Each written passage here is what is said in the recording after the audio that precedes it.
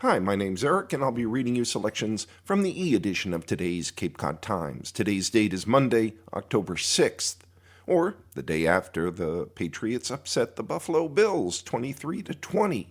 A great night for the Pats.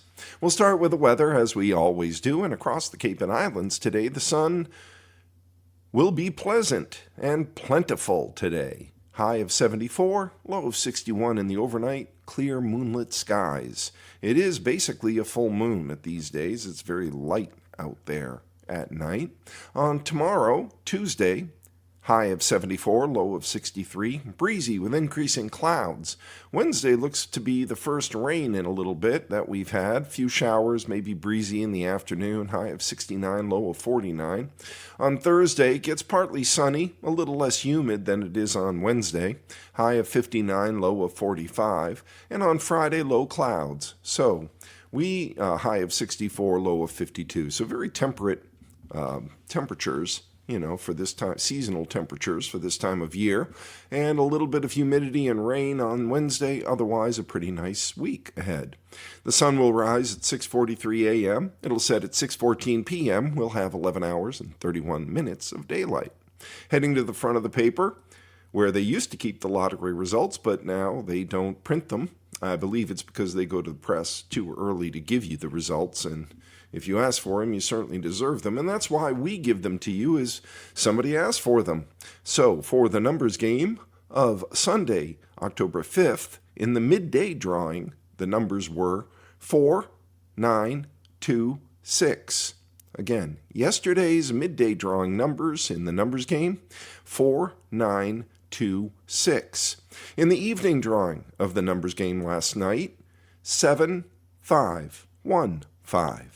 Again, last night's evening drawing of the numbers game, 7515. And with that, we wish you good luck, and if you win, remember us. From the cover, Traffic Islands May Come to Hyannis Intersection by Susan Vaughn. The owner of Cape and Islands Glass has a concern about the intersection construction right outside of his front door. 2 raised granite islands planned to guide traffic approaching the intersection of Route 28 and Yarmouth Road in Hyannis, an area currently under construction, may increase traffic congestion, according to Scott Gladish, owner of Cape and Islands Glass. Gladish's business sits at the corner of Route 28 and Mary Dunn Way, with a front row seat to the rebuild of what's one of Cape Cod's busiest intersections. The $18.4 million intersection project has been underway since 2019, and the expected completion date is October 2026, according to the state DOT. The proposed granite islands would be placed on Route 28 on the west side of the intersection, according to documentation Gladish said he obtained from the State Transportation Department. Currently, the area of the proposed islands is flat and outlined only by paint on the pavement. Gladish said he has been trying to alert state and town officials for months about how the islands may affect traffic. He's been watching traffic back up as eastbound vehicles on Route 28 try to make left turns onto Mary Dunn Way, just before the railroad tracks and the new intersection lights. I have been trying to get someone to get Mass DOT to revise the plan before it's too late, Gladish told the Times while watching the steady traffic go by the store on Tuesday, September 30th. It's very difficult to alter state highway plans once they're created, but this is a simple request to delete physical islands that will impede traffic, particularly ambulance traffic to Cape Cod Hospital, he said in a letter that was dated February 12th of 2025. He said he sent it to the Barnstable Police Department, the Town Planning Department, the Hyannis Fire Department, as well as a state legislator, but didn't receive a response. The local office knows it's a mistake, but it's all controlled by the main office, and they've been no help, Gladish said of the State Transportation Department. The islands are to be installed in the next few months, he said he was told by a State Transportation Department engineer. The intersection reconstruction project is intended to improve safety and reduce congestion. Gladish has a handful of detailed plans he said he obtained from a state transportation official working in Hyannis that appear to show the raised islands are to be placed over the current painted yellow lines on Route 28 at Mary Dunn Road and Engine House Road. What are some of the possible issues at Mary Dunn Way? As it stands now, eastbound vehicles line up on the painted lines when they're waiting to turn left onto Mary Dunn Way, or waiting for the left turn signal to change at Yarmouth Road, he said. Generally, traffic drives over the painted lines rather than adhering to them, he said. Many vehicles use Mary Dunn Way along the east side of Cape Cod Gateway Airport, including ambulances transporting patients to and from MedFlight helicopters to Cape Cod Hospital, Gladish said, as he watched two of the ambulances go by within a short time on September 30th. One ambulance was coming out of Mary Dunn Way and took a left eastbound. One was headed west and took a right into Mary Dunn Way. Several large parking lots on Mary Dunn Way are used by the Woods Hole, Martha's Vineyard, and Nantucket Steamship Authority for overflow ferry parking, and by businesses to park their semi-trailers. The design is going to affect all of us, but the lack of a turn lane for general aviation and the ferry remote parking will be a nightmare, Gladish said. The Times asked for comment from the state DOT on the issue, but there was no response as of Friday, October 3rd. Airport manager Michael Nelson said Gladish made him aware of the plans for the islands. They appear to create a bit of a choke point, Nelson said in a phone call October 2nd. He said it'd be difficult for the trailer trucks to make turns onto Mary Dunn Way. He said the issue for ambulances would depend on what direction they were turning. Nelson said he inquired about the issue at Town Hall. Based on that inquiry, he said he believes the State Department of Transportation is reviewing the island proposal, and he's hopeful that will result in a new design. Both Gladish and his business neighbor, Freddie Chavez, owner of Foodport International Market, believe the road project will be an improvement once it's finished. But they and other businesses have many issues to deal with while the construction continues. Chavez, who moved his store from Main Street in Hyannis to Route 28 in February, said his customers have found it especially difficult to turn left into his store. And he also believes that raised traffic islands are going to complicate that issue even more. Left turns in and out of his business are almost impossible during the busy summer tourist traffic and during the peak traffic hours in the morning and afternoon, he said in a phone interview. Even when there's no traffic, they're flying by, he said, making it difficult for his customers, especially older drivers, to turn into his business. Uncompleted projects on the road in front of the two businesses include curb cuts, sidewalks, and signs. Cape Cod Glass and Foodport have dirt piled up and patches of weeds growing along the road and temporary business signs. Gladish said he can't do any sprucing up in the weedy areas because there are over underground utilities that have been installed, but need to be hooked up. One piece of good news for Gladish on September 30th was that a Verizon worker was at his business hooking up to the business two new underground cabling. State transportation officials blamed utility companies for the slow-moving intersection project when they met with Barnstable Town Manager Mark Ells and State Rep Kip Diggs, Democrat from Barnstable, in July at the site. Gladish also has been talking to state transportation officials for 2 years about the curb cuts to his business, he said. The proposed one would go directly into the end of his building, which would make access to tight parking spots even more difficult, he said. He said he proposed one 24-foot wide curb cut to be shared with Foodport to make access easier for both businesses, but the state is proposing 2 curb cuts for Foodport. That proposal would force people to back out onto Route 28, Gladish said. From the Cape and Islands section, as we keep it local, Cape Cod Dachshund event calls for a change of perspective, by Steve Heslett. The dog days of summer hung around through the entire month of September, and so did the dogs. Doxy Days, a celebration of all things Dachshund, closed out the month. Miniature or standard size, smooth, long, or wire-haired, they and their owners filled the Barnstable County complex to strut their stuff. A gold mine of imagery for the wandering weekend photojournalist, you might say. But there are many challenges. First, photographing a huge crowd in high noon sunlight presents tough light. Taming it is difficult, especially when there's no shade in sight. The old keep the sun at your back takes the sun out of the photographer's eyes, forcing the subject to squint. Best to flip the equation, break the rules, and see what happens. The next challenge, bringing order to chaos. Dogs wandering one direction, spectators in another, a big moving maze. Finding and isolating a subject is the key to success. Using a wide lens means getting in really close. A telephoto can give some distance and crop out a lot of unwanted scenery. A shallow field of focus in either case will blur out the distracting backgrounds. The hardest obstacle to overcome is perspective. Dogs that are only inches off the ground, paired with their owners 5 feet or more above them. A scenario for a very vertical photograph. A good portrait photographer is mostly eye to eye with their subject. The eyes always tell the story. Many of the dogs at the event were held by their owners, an easy perspective fix. At some point it becomes obvious what needs to happen. Get the camera lower. That could mean kneeling, which is a poor second choice. Choose your outfit carefully, throw decorum to the wind, and just lay flat on the ground, finally eye to eye with the dachshunds. They are the subject, after all. Their humans become just a collection of shoes and socks, playing a supporting role in the composition.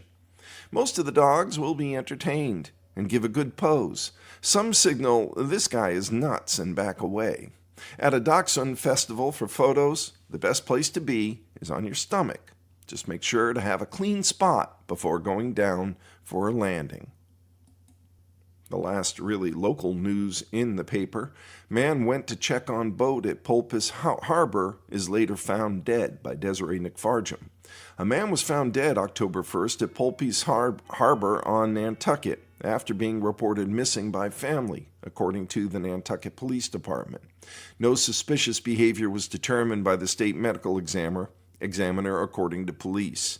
The man left the house early in the morning to check on a boat that was moored in Pulpis Harbor, according to police. The man's family didn't hear from him after he left their house and reported him missing.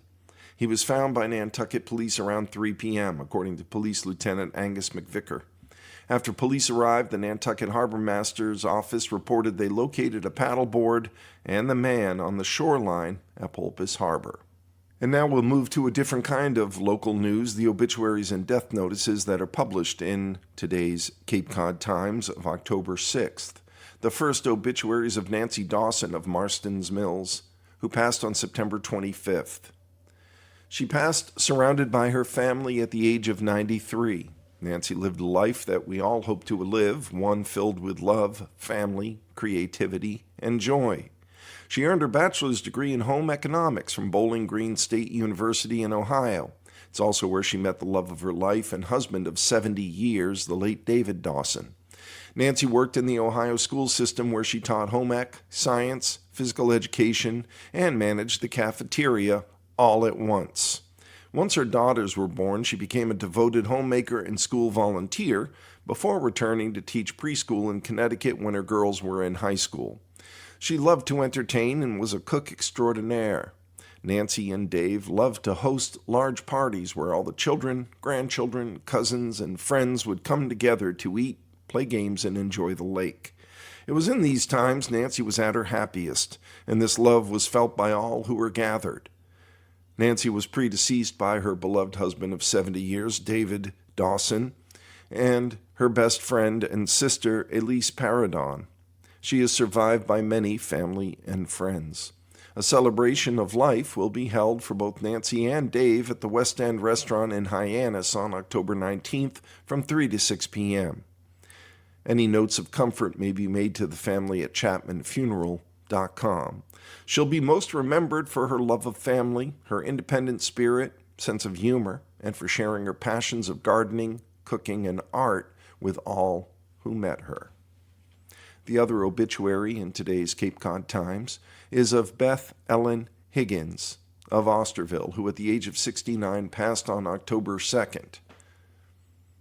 Beth leaves her loving children and many family and friends. She was born October 9th, 1955. Her father was a teacher and moved their family to Swampscott, where Beth graduated Swampscott High School class of 1973. She met her first husband, Brian O'Shea, while working at the General Glover House restaurant. The two lived in Lynn for many years, raising their family. In 1999, Beth moved with her children to Cape Cod. Beth loved to laugh and had a way to find the humor in any situation. She had an incredible circle of friends who she cherished, many of whom she knew for over 50 years. We'll be forever grateful for all those who showed up for her during her time of need. She was very loved and will be missed greatly. A celebration of life will be held at 11 a.m. on Friday, October 10th, where her family will gather on the lawn at the Hyannis Harbor for a remembrance. A luncheon will follow immediately after at the Black Cat Tavern in Hyannis. In lieu of flowers, any donations may be made to the Arts Foundation of Cape Cod to support the shanties at Hyannis Harbor at artsfoundation.org. We'll move to sports. Local sports on Monday are pretty strong in terms of the writing. Monomoy finds shooting boots in win against Mashpee by Alan Gunn in high school soccer. Harwich. The Monomoy girls soccer team has 2 first-choice goalkeepers, and they're both very supportive of one another. In most cases, a coach usually finds a starting goalie and sticks with him. But that's not the case for the Sharks, with head coach Jennifer Peterson platooning her 2 goalies who split each game. "I've never had a problem with goalies before," she said. "I've had an obvious starting goalie who was very good since I started 11 years ago. I told them both, Olivia Eldridge and Abigail Layton, that it was an open competition, and until we found one that gave us a better advantage, that they'd be playing equally, and that's how it's been." Eldridge has been the backup to Cape and Island League's all-star Maya Flaherty over the last few seasons, but didn't see a lot of action because of the level of goalkeeper she was behind. Layton, who's a junior, is newer to the position, with Peterson calling her a super athlete, as she also plays basketball. The hope is to continue to develop her with an eye for next season as the team's starting goalkeeper. The competition's been back and forth, where both have had their moments of brilliance as well as the occasional goal they'd like back. Both offer very different playing styles to one another, with Layton the more aggressive and commanding presence to Eldridge's calm persona. That dynamic is evident in how they treat and see one another, and also learn from their position mate. Layton stands a few inches taller than her counterpart in Eldridge, so she uses that to her strength. The junior was very complimentary of her teammates' technique, something she's inspired by. Eldridge is one of 9 seniors on the Sharks, so next year's team will look vastly different from what it does this season. The senior likewise heaped praise on her teammate and the attributes she has. "I see the saves she makes, and I'm like, wow, I'm glad she's in net right now because she can jump and save those upper 90 shots. And it's fun to watch," Eldridge said. "It's amazing to see how much she's grown throughout the season, and it feels great to know that they're in good hands next season." The Sharks scored just 7 goals through their first 9 matches. They matched that total in one single game after Riley Gillis and Riley Hesse notched hat tricks, and Mackenzie Bowers added a goal in a 7-2 win over Mashpee on Saturday. "Remember that feeling," Sharks head coach Jennifer Peterson told her team afterwards in the post-game huddle. She then joked, "To get a goal every 3 minutes would be great, but the effort today was great all around." From the outside looking in, it would be easy to say that goals have been hard to come by for the Sharks this season, despite having Gillis, Hesse, and Bowers at their disposal. So what's the catch? Well, Ava LaRocco broke her toe, and Peterson is needed to drop one of those 3 back into defense at center back as cover. We haven't had the 3 of them together up front that often this season. It's almost like when we do, we have to take advantage of it, score early, or get a lead so that we can put them back on defense.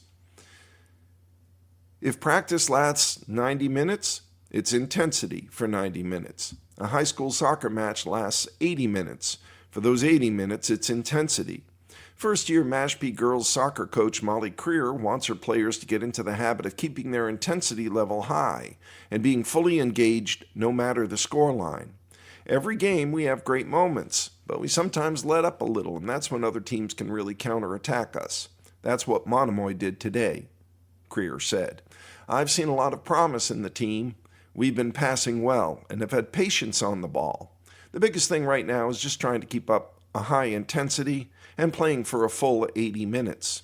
With just 2 goals to their credit entering Saturday, they doubled their account on 2 very well-taken shots. Isadora Almeida and Ariana Lee, who turned her defender inside out, both scored off thumping efforts from 30-plus yards out, because where's the excitement in just passing it into the goal? It's players like that who Creer is leaning on to help the younger players adapt. The Falcons have a talented roster, no matter what their record says. They have girls who can strike a shot, are good with the ball at their feet, or are a hard-nosed defender. They're all just learning via baptism by fire in an unforgiving South Shore League that's always competitive. The next story is in girls volleyball. Some movement in top 5 of the rankings. Going to start this week's Cape and Islands girl volleyball rankings with a topic I think is most relevant: energy. The more I watch these matches, the more I think the teams that bring the most energy to the court are going to win. Another way of putting it would be momentum. Momentum in volleyball is real. If a team's not screaming and yelling and getting after it on every point, that team's going to have a tougher go of it. And when another team goes on a run and the players from your team go quiet, that run will continue. You see it a lot, and these teams that are able to stay up through the good and the bad, those teams will be successful. Usually both teams stay loud, and volleyball matches have consistently some of the best atmosphere in school sports because of it. Now on to the rankings. Bourne, 9-1 with 1, is number 1. Another good week for the Canalmen, who are looking every bit capable of defending their state title. This week, Bourne notched victories over Old Rochester and Dighton Rehoboth. Old Rochester took a set, and the Canalmen swept Dighton Rehoboth. It was Nauset, number 2. They're 8-4, and last week's ranking they were 5th. The Warriors are making their way up the rankings slowly but surely. They just earned a quality win over Cape Tech.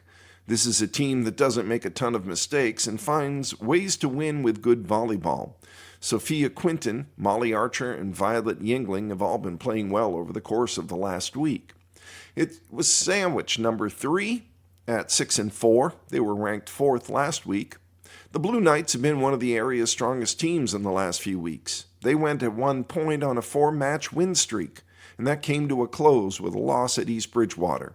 But Sandwich has proven to be one of the best teams on the Cape and Islands with wins over Mashpee and Dennis Yarmouth. Barnstable's ranked 4th in this ranking. They're 6-6, and they weren't ranked last week.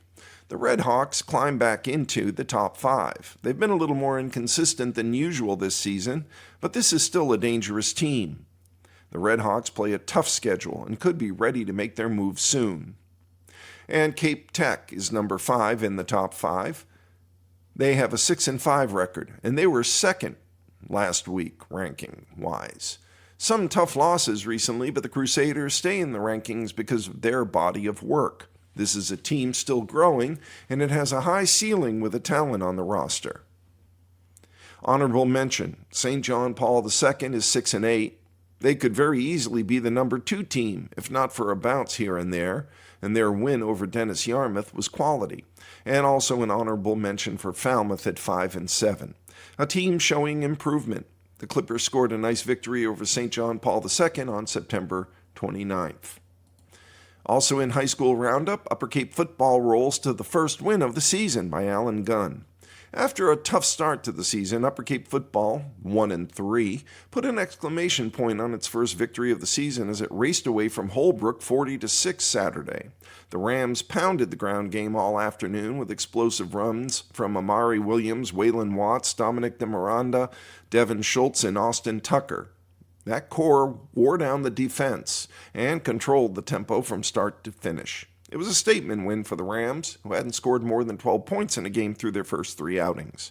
In other high school sports and boys soccer, it was Nantucket 10, Tri-County Register Votech 1, St. John Paul II 1, Monomoy 1, Falmouth 0, and Barnstable 0. Those are the boys' soccer scores. In girls' soccer, it was Monomoy 7, Mashpee 2, Falmouth 4, Barnstable 0, and Sandwich 3, Weston 3. In field hockey, it was Barnstable 4, Falmouth 3, Monomoy 5, and Longmeadow 0. In boys' cross country, it was Bridgewater Raynham 17, Barnstable 44. And in girls' cross country, it was Bridgewater Raynham 16, Barnstable 45. And we'll move to one national story on the front page of the Cape Cod Times today. Guard members are told to follow their conscience. Veterans Group sees objection to recent Trump orders, by Michael Luria of USA Today in Chicago. In the desert, he realized Humvees don't uphold the Constitution, people do. 12 years later, Iraq War veteran Aaron Hughes continues spreading his realization that soldiers can better champion American ideals by following their conscience over orders. The 42-year-old is sharing the message more vociferously than ever as President Donald Trump moves to deploy troops to cities around the United States in what he has said is an effort to fight crime and support immigration enforcement. When people withdraw themselves from the gears of the machine, that's power, and service members need to know they have power to withdraw their consent, said the Chicago area native. Hughes is an Illinois-based member of About Face, Veterans Against the War, an organization formed to stop militarism and endless wars that's been slamming the White House's efforts to use soldiers to police Americans and is urging troops to resist being deployed. "We're trying to rebuild the GI resistance movement," Hughes said, referring to the sweeping efforts veterans and service members made to end the Vietnam War. "We don't want our brothers and sisters participating in this authoritarian adventurism." Efforts to build a new resistance movement came as Trump deploys troops to Los Angeles, the District of Columbia, and Memphis, Tennessee. Most recently, troops have been deployed to Portland, Oregon. The Trump administration has already signaled an unwillingness to allow dissent in the ranks. At a recent gathering of generals, Secretary of War Pete Hegseth, formerly known as Secretary of Defense, lambasted decades of decay at the Pentagon and said new measures would weed out so-called woke influence among the world's most powerful armed forces. "If the words I'm speaking today are making your heart sink, then you should do the honorable thing and resign," Hegseth told hundreds of generals. Hughes and other Chicago area veterans are just one chapter in About Face's national efforts to rally troops to refuse what they view as Trump's unlawful orders to deploy to U.S. cities. In Washington, the group members were arrested protesting the deployment of soldiers to Los Angeles, outside military bases including Fort Bragg and Camp Lejeune. They've set up billboards questioning if supporting immigration agents is what soldiers signed up to do. And as Trump threatened to send troops to Baltimore, members rallied against the potential deployment. A lot of vets out there are feeling really devastated right now to see everything they had felt they signed up to protect crumble, said About Face organizing director Brittany Ramos de Barros. But there's still an opportunity for us to stand up for the values that we signed up for. De Barros said that the local chapter organizations are staging protests around the country, trying to spread information about what options troops facing deployment have, and eventually develop more legal avenues for troops to claim conscientious objection. "I know there are thousands and thousands of vets out there who would agree with us but haven't heard of us," said de Barros, a veteran of the war in Afghanistan. "I want people to know the door is open and there's a community here that will have your back." Soldiers do have at least one path to resisting orders to deploy: conscientious objection. The process refers to soldiers who won't fight on the basis of moral or religious grounds. But conscientious objection is a narrowly defined status that can be difficult to claim, because a soldier must object to all conflicts in order to qualify, not just a single deployment, several experts said. And with that, we've come to the end of our reading of the Cape Cod Times. We read everything local and one national. It's a very skinny paper today. This is your reader, Eric, saying be well, be safe, look after each other, and remember our veterans, especially those we've lost recently. Bye for now.